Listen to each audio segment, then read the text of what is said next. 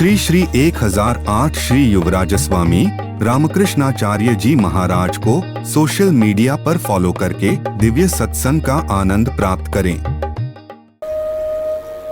सुग्रीव से कहते हैं, सुग्रीव तुम्हारी रक्षा मैं करूंगा, बाली से तुम युद्ध करो। सुग्रीव बाली से युद्ध करने गए। भगवान ने कहा था मैं बचाऊंगा बाली से तुमको। बाली ने बहुत मारा सुग्रीव को। सुग्रीव भाग करके फिर भगवान के पास आए। आपने कहा था मैं रक्षा करूंगा, बाली को मार दूंगा, क्या किया आपने? बहुत पीड़ा हो रही है सारे शरीर में। भगवान ने कहा सुग्रीव बाली और तुम एक जैसे दिखाई देते, मैं बाण मारता तुमको लग जाता तो मेरी कीर्ति शरणागत रक्षकत्व की है।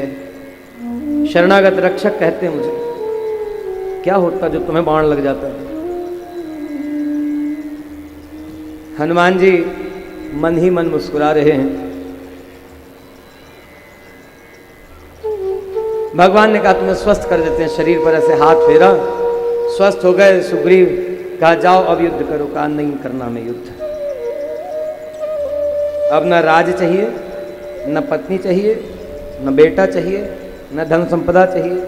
रहने दीजिए, बाली के पास हमें नहीं चाहिए, हम नहीं लड़ेंगे। न हम में शक्ति है और ना कोई चाह है। वो चाह भी खत्म हो गई, शक्ति भी खत्म हो गई।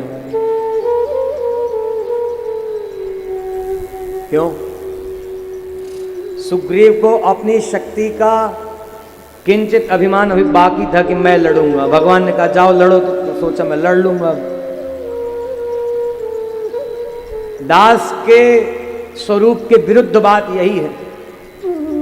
जब भगवान के चरणों में आश्रय लिया तो सब प्रकार की चिंता छोड़ देना। हर स्थिति में रक्षा भगवान करेंगे, भरोसा रखना भगवान पर। और नहीं तो किसी विपरीत परिस्थिति में चले, कोई और उपाय करने चले, भगवान को छोड़ किसी और को भजने चले तो शरणागति भंग हुई।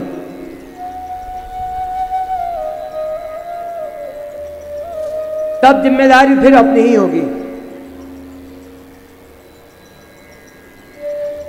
और दो जिम्मेदारी एक साथ चलती है। एक काम को दो जन कोई करेंगे।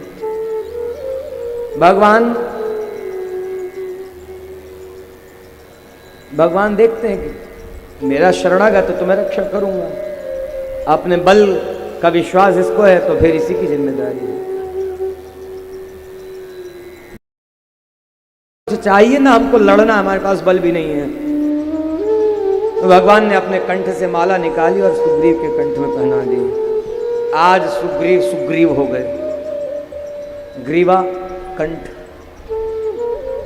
सु मतलब अच्छा।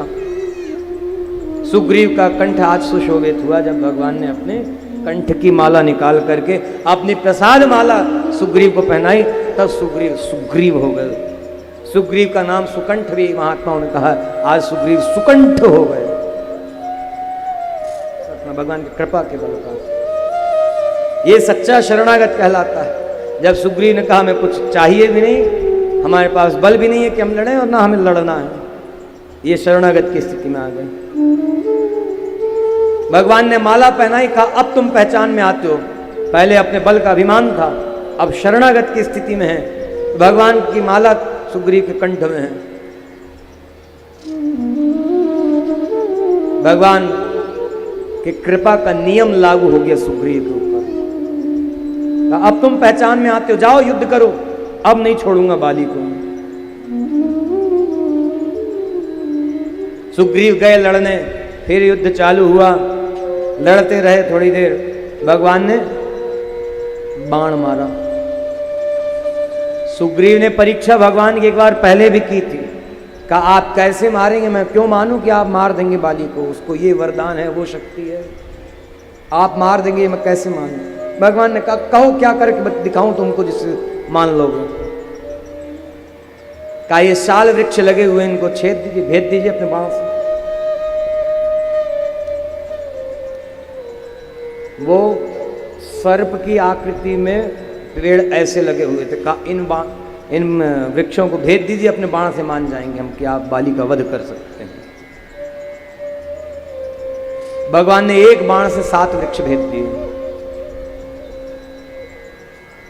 लेकिन सुग्रीव को अभी भी पूरा विश्वास नहीं था। ऐसे ही मनुष्यों की दशा है। भगवान ने कृपा करके सब कुछ दिया है, हर एक स्थिति से उबारते हैं। और शास्त्र में यहां तक, सारतम शास्त्र में यहां तक कहा गया है, शास्त्र की कई श्रेणी हैं, असार शास्त्र, अल्पसार शास्त्र, सार शास्त्र, सारतर शास्त्र और सारतम शास्त्र। सारतम शास्त्र में कहा गया अन्य देवी देवता भगवान को छोड़ करके जो भी अन्य देवी देवता बस जो कुछ प्रदान करते हैं, भौतिक संसार का जो प्रदान करते हैं, वो भगवान से प्राप्त किया हुआ प्रदान करते हैं। स्वयं शिव जी का भी वचन है इसमें।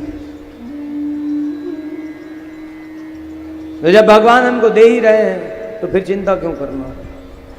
अननिष्ठ दास बन कर रहे भगवान। भगवान बाली का वध कर दिए, सुग्रीव को निश्चिंत कर दिया भगवान ने। सुग्रीव का राज्याभिषेक कर दिया, राजा बने। और राजा होकर के सुग्रीव भूल गए कि भगवान की सेवा करनी है।